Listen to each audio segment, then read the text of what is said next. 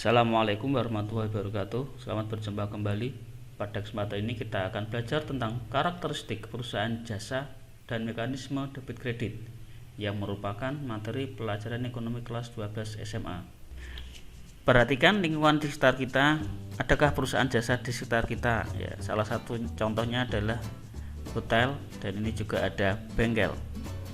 Salah satu contoh perusahaan jasa adalah hotel. Dalam melakukan kegiatan operasional, hotel akan mencatat segala transaksi ekonomi secara kronologis dan historis.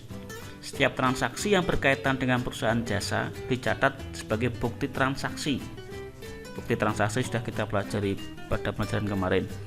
Selanjutnya, bukti transaksi dianalisis untuk mengetahui kondisi keuangan perusahaan dalam satu periode akuntansi.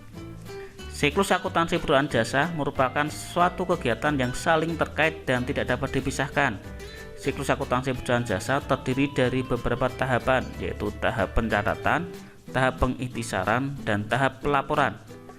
Namun, sebelum ke dalam pembahasan siklus akuntansi, kita harus memahami terlebih dahulu tentang perusahaan jasa dan karakternya, karena yang akan kita pelajari adalah siklus akuntansi perusahaan jasa.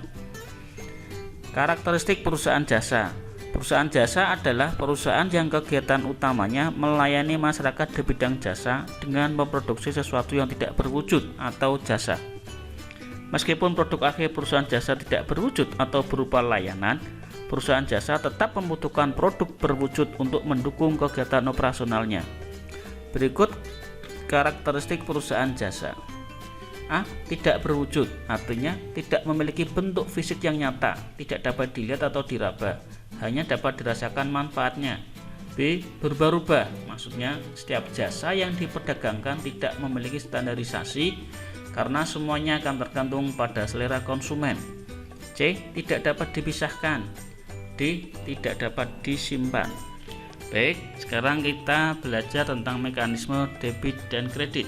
Dalam akuntansi, seluruh transaksi keuangan yang terjadi di perusahaan melibatkan dua sisi, yaitu sisi debit atau sebelah kiri, yang kedua sisi kredit atau sebelah kanan. Pembahasan kali ini kita akan mempelajari bagaimana menempatkan akun-akun tersebut di sisi debit atau kredit. Aturan debit dan kredit dan saldo normal untuk macam-macam akun dapat digambarkan sebagai berikut. Yang pertama, kelompok akun harta.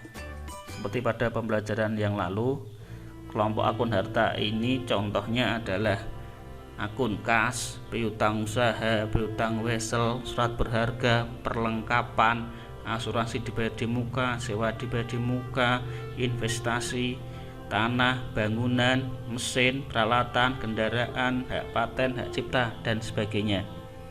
Ketika akun-akun tadi yang termasuk dalam kelompok harta itu bertambah, maka akan dicatat sebelah debit atau sebelah kiri.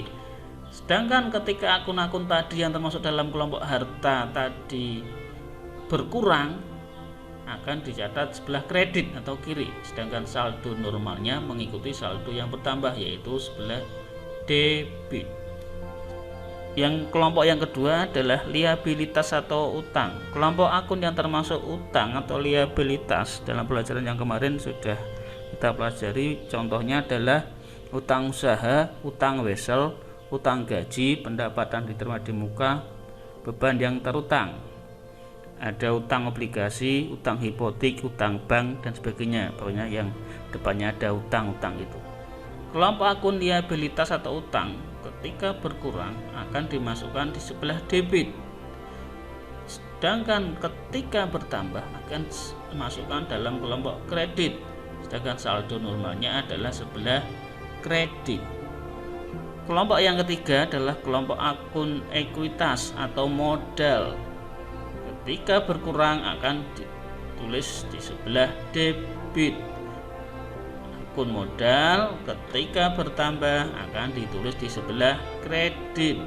Sedangkan saldo normalnya adalah kredit. Yang keempat, akun pendapatan. Seperti pembelajaran yang lalu, kelompok akun pendapatan itu misalnya pendapatan usaha, pendapatan jasa, penjualan barang dagangan, pendapatan bunga, pendapatan dari laba, penjualan aset tetap, dan sebagainya. Ketika kelompok akun pendapatan ini berkurang akan dicatat sebelah debit. Ketika kelompok akun pendapatan ini bertambah akan dicatat sebelah kredit. Sedangkan saldo normalnya adalah kredit. Yang terakhir kelompok akun beban. Contohnya beban gaji, beban sewa, beban listrik, beban bunga dan sebagainya. Ketika bertambah akan dicatat sebelah debit. Ketika berkurang akan dicatat sebelah kredit. Sedangkan saldo normalnya adalah debit. Mekanisme debit dan kredit ini harus kalian hafalkan agar pembelajaran berikutnya bisa berjalan dengan lancar. Setelah ini kita akan belajar tentang jurnal umum. Terima kasih atas perhatiannya. Saya akhiri. Assalamualaikum warahmatullahi wabarakatuh.